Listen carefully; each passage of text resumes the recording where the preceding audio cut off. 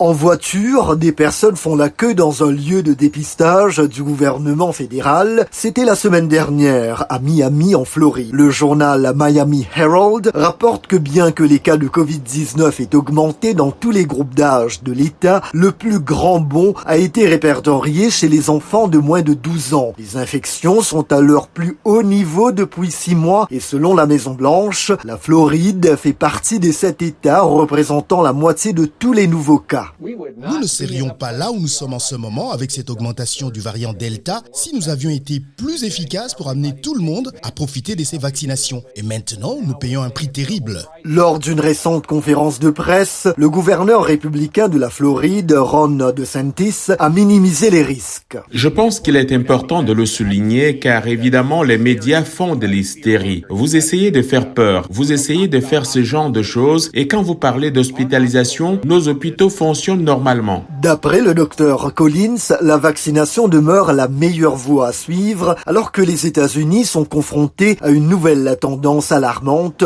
due au variant Delta. Le plus grand nombre d'enfants en séjour durant toute la pandémie est en ce moment à l'hôpital. 1450 enfants à l'hôpital à cause du Covid-19.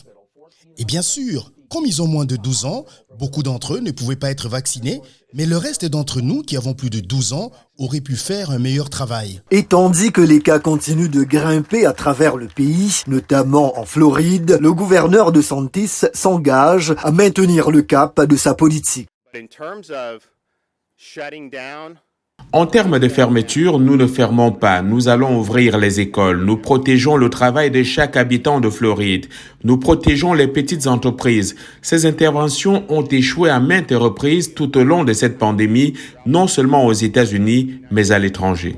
Le président Joe Biden, qui est vu ici se rendant à l'église, a récemment déclaré que les employés fédéraux seraient appelés à signer des formulaires confirmant leur statut vaccinal ou à subir des tests Covid hebdomadaires. L'administration doit bientôt publier des directives touchant les attestations vaccinales pour les étrangers se rendant aux États-Unis.